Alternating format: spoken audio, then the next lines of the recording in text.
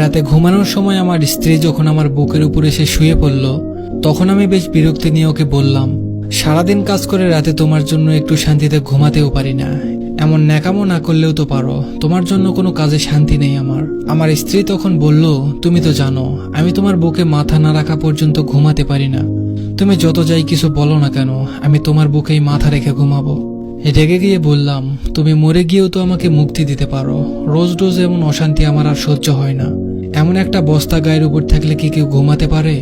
মন খারাপ করে আমার স্ত্রী বলল, আমি তো শুধু রাতের বেলায় বুকে ঘুমাই, আর তো কখনো জ্বালাতন করি না।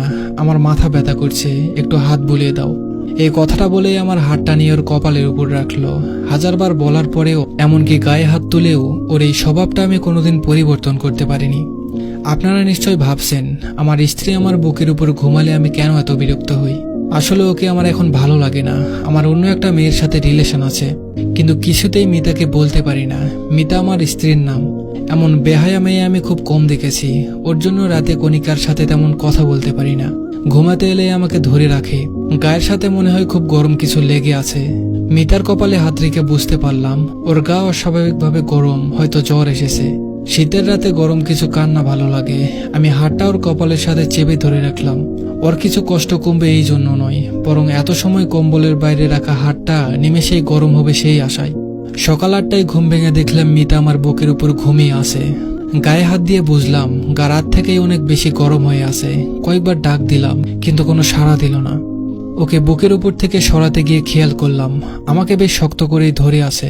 তবুও ফ্রেশ হতে চলে গেলাম, কিন্তু মিতার অবস্থা ক্রমশই খারাপ হচ্ছে। তাই ওকে নিয়ে হাসপাতালে গেলাম। ডাক্তার বলল ওর অবস্থা এখন বেশি খারাপ, এখনই আইসিইউতে ভর্তি করতে হবে। কিন্তু আমি ওর জন্য এত টাকা নষ্ট করতে পারবো না, তাই সাধারণ মহিলা ওয়ার্ডে ভর্তি করে দিয়ে চলে আসলাম। অফিসে এসে কণিকার সাথে গল্প জুড়ে দিলাম। মেয়েটা আমাকে ছাড়া কিছুই বুঝতে চায় না। কণিকা আমার অফিসের কলিগ, ওর হাসি মাখা মুখটা যে কোনো পুরুষকেই নিজের কাছে টানতে বাধ্য করবে। তাই আমিও ওর কাছে চলে এসেছি। সারাদিন বেশ ভালোই কাটলো। সন্ধ্যাবেলা বাড়ি এসে ফ্রেশ হয়ে খাবার টেবিলে গেলাম। না, আজ আর এই টেবিলে আমার পছন্দের কিছু রান্না করা নেই। মিতা রোজ সন্ধ্যা হলে আমার পছন্দের হালকা খাবার বানিয়ে দিত, তারপর নিজের হাতে খাইয়ে দিত। কণিকার সাথে রিলেশনে যাওয়ার পর একদিন বলেছিলাম, তোমার আমাকে খাইয়ে দিতে হবে না, নাকি বিষ মিশিয়ে এভাবে খাওয়াতে আসো আমাকে। এরপর থেকে আর কখনো খাইয়ে দিতে দেখিনি। রান্না করে টেবিলে গুছিয়ে রাখতো। আজ মিতা নেই, তাই কেউ কিছু বানিয়ে রাখেনি। খাটে গিয়ে শুয়ে কণিকার সাথে কথা বলতে লাগলাম, কিন্তু এখন ওর সাথে কথা বলতে ভালো লাগছে না। সারাদিন মিতার কোনো খোঁজ নেওয়া হয়নি। আচ্ছা, ওর কি জ্ঞান ফিরেছে, নাকি ও আর নেই? না না, আমি এসব ভাবছি কেন? আর ও মারা গেলেই তো আমার আর কণিকার জন্য ভালো হয়, কিন্তু মনকে কিছুতেই শান্ত করতে পারছিলাম না। সাথে পেটও বুঝিয়ে দিচ্ছে তার খাবার চাই, কিন্তু এখন বাইরে যেতে ইচ্ছে করছে না। আর মনে বলে উঠলাম, মিতা, আজকে রাতে না খাইয়ে রাখবে নাকি? তুমি আসলেই কোনো কাজের না। দুপুরে টিফিনটাও দাওনি আজ। হঠাৎই খেয়াল আসলো মিতা তো হাসপাতালে ভর্তি। মেয়েটার আর কোনো খোঁজ কেন নিলাম না? সকালে একবার যেতে হবে হাসপাতালে, দেখি কেমন আছে। এখন ঘুমিয়ে পড়ি, কিন্তু শুয়ে কোনো শান্তি পাচ্ছি না, কিছুতেই ঘুম আসছে না। আজ মিতা নেই বলে কি এমন হচ্ছে? হয়তো বুকের উপর কেউ না থাকলে ঘুম আসে না। অভ্যাসটা খারাপ হয়ে গেছে। রাত যত বাড়ছে মিতার কথা তত বেশি মনে পড়ছে, সাথে ক্ষুধাটাও বেড়ে চলেছে। কিছু সময় এপাশ ওপাশ করলাম, কিন্তু ঘুমাতে পারলাম না। উঠে গিয়ে ফ্রিজ খুলে খাবার আছে কিনা দেখতে গেলাম। গিয়ে দেখলাম 2টা চিংড়ি মাছ আর কাল রাতের তরকারি রাখা, সাথে ভাতও আছে। খাবারগুলো নিয়ে টেবিলে খেতে বসলাম। হঠাৎ মনে পড়ল মিতা কাল রাতে খায়নি। আমি ওকে 4টা মাছ রান্না করতে দেখেছিলাম, ভালোই হয়েছে, এখন আমি খেতে পারবো। কিন্তু গলা দিয়ে নামছে না। আগে চিংড়ি মাছ রান্না হলে মিতা আমার পাশে এসে বসে থাকতো আর ম্যাও ম্যাও করে ডাকতো, মানে তাকে খাইয়ে দিতে হবে। চিংড়ি মাছ ওর সব থেকে পছন্দের খাবার ছিল। খাবারগুলো রেখে ঘরে চলে এলাম। হঠাৎ মনে হলো কেউ আমার বুকের উপর এসে শুয়ে পড়েছে, কিন্তু না, কেউ নেই। মিতাকে খুব দেখতে ইচ্ছে করছিল। ফোনটা বের করলাম, কিন্তু এতে মিতার কোনো ছবি নেই। কণিকা সব ডিলিট করে দিয়েছিল। কিছু ভালো লাগছে না, তাই বাইক নিয়ে হাসপাতালের দিকে রওনা দিলাম ওকে দেখে আসবো বলে। কিন্তু হাসপাতালে গিয়ে জানতে পারলাম এত রাতে মহিলা ওয়ার্ডে কোনো ছেলেকে ঢুকতে দিবে না। কিছু করার নেই বলে ডাক্তারের কাছে ওর খোঁজ নিতে গেলাম। ডাক্তারকে বললাম সকালে যে মেয়েটাকে ভর্তি করানো হয়েছিল তার কি অবস্থা। ডাক্তার বলল ওনার অবস্থা খুব খারাপ, শরীর কোনো রেসপন্স করছে না, স্যালাইনও টানতে পারছে না শরীর। আইসিইউতে না রাখলে যে কোনো সময় খারাপ কিছু হতে পারে। বললাম তাহলে তাড়াতাড়ি আইসিইউতে রাখার ব্যবস্থা করুন। ডাক্তার বলল এখন আইসিইউতে কোনো সিট খালি নেই, আপনাকে অন্য কোথাও দেখতে হবে। একটা সিট খালি ছিল যা বিকেলে বুক হয়ে গেছে। ডাক্তারকে কিছু না বলে চলে এলাম সেখান থেকে। শহরে আর কোনো ভালো হাসপাতাল নেই, বাইরে নিতে গেলে এখন অনেক সময় লাগবে আর অনেক টাকা খরচ হবে।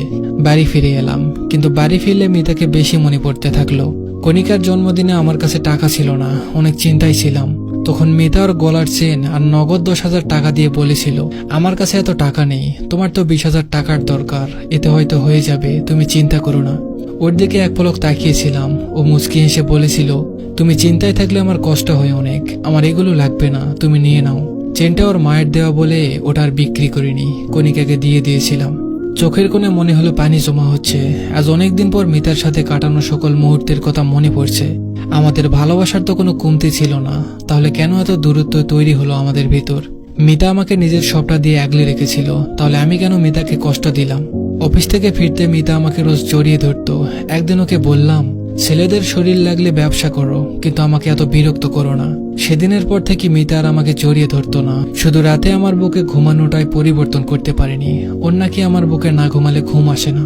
আমিও একসময় ওকে বলতাম, তুমি আমার বুকে না ঘুমালে আমার ঘুম আসে না। আজ বুঝতে পারছি কথাটা আমি মিথ্যা বলতাম না। রাত 3টা বেজে গেল, এখন আমি ঘুমাতে পারিনি। সকাল হতে হাসপাতালে চলে গেলাম। আজকে মিতাকে আইসিইউতে রাখবো, এখানে না হলে অন্য কোথাও। মিতাকে ছাড়া আমি এক রাতও থাকতে পারি না। আমার করা সব কাজের জন্য মাপ চাইবো, আর কষ্ট দিব না ওকে। হাসপাতালে গিয়ে জানতে পারলাম কাল রাতে একটা মেয়ে মারা গেছে। না, এটা মিতা হতে পারে না। মিতা আমাকে কথা দিয়েছিল আমাকে রেখে যাবে না, আমাকে ছাড়াও থাকতে পারে না। মিতা নিশ্চয়ই ওর কথা রাখবে, কিন্তু আমাকে ভুল প্রমাণ করে দিল। মিতার প্রাণহীন দেহটা কেমন নিষ্পাপভাবে ঘুমিয়ে আছে। খুব শক্ত করে ওকে জড়িয়ে ধরলাম। শেষ কবে ওকে জড়িয়ে ধরেছিলাম মনে নেই। ওর মুখের কাছে মুখ নিয়ে বলতে লাগলাম, তুমি বলতে না তুমি আমাকে ছাড়া থাকতে পারো না, তাহলে আজ থেকে কি করে থাকবে? জানো, কাল রাতে আমি তোমাকে ছাড়া ঘুমাতে পারিনি।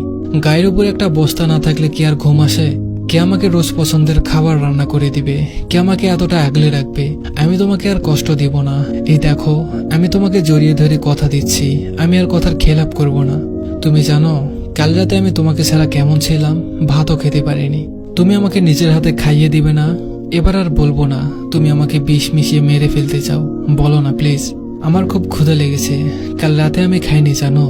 তোমার কলিজাটা না খেয়ে আছে, আর তুমি নিশ্চিন্তে কি করে ঘুমিয়ে আছো।